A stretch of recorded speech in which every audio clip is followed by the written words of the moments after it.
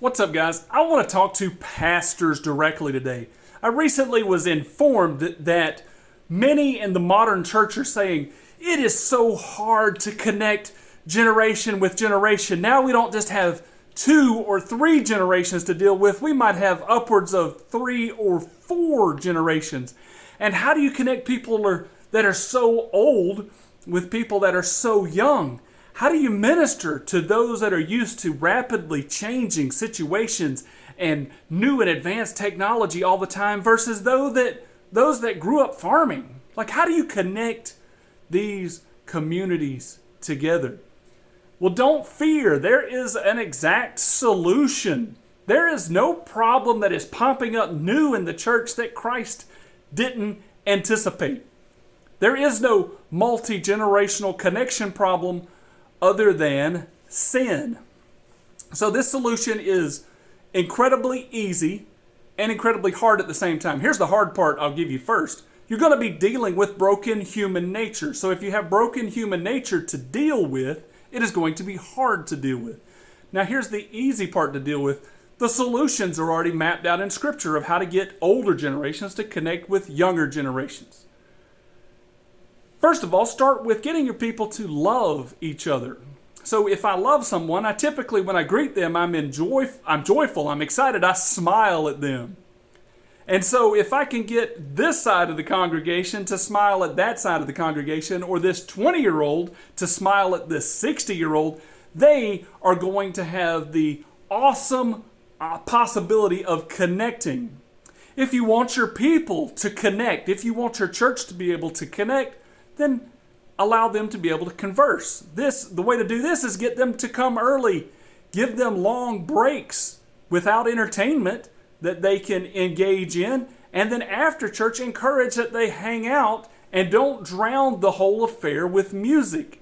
If people talk, they connect. And if they connect, then you don't have a multi-generational gap. Something else to consider is, what about friendships that develop out of this? If you give a social setting a chance, friends will develop there. So at a basketball game, strangers that come together at basketball games connect and become friends during the social portions of coming together. The same thing happens in your church. If you want your generations to connect, then give them a chance to connect in the area of friendship, which goes back to the whole setting the stage for good conversations.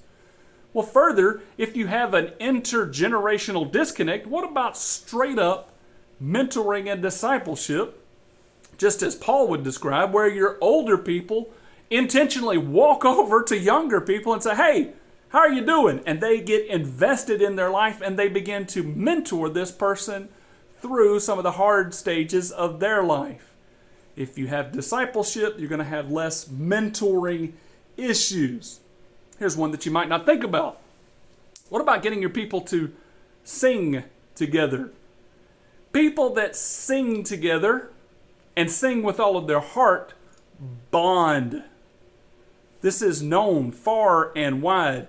If you go to a baseball game, you might not really feel like a part of the crowd. You might feel like an oddball until everybody begins to sing the national anthem. And then when you begin to sing with them and you see that they're sincere, they're singing about America and you're singing about America, you bond with them. The same in church.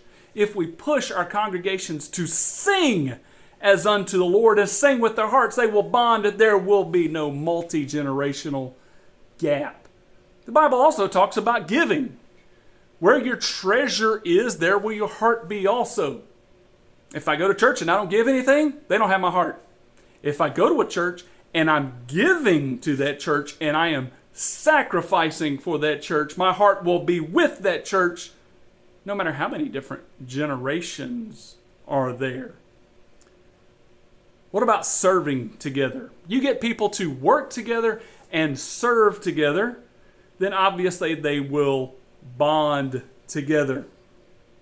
What about also of them just coming and sitting down to a healthy meat-eating sermon?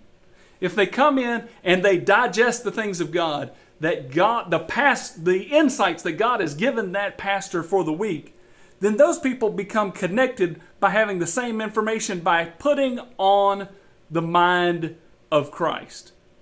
If you're worried about multi-generational disconnect, why not just get back to some good old solid Bible principles?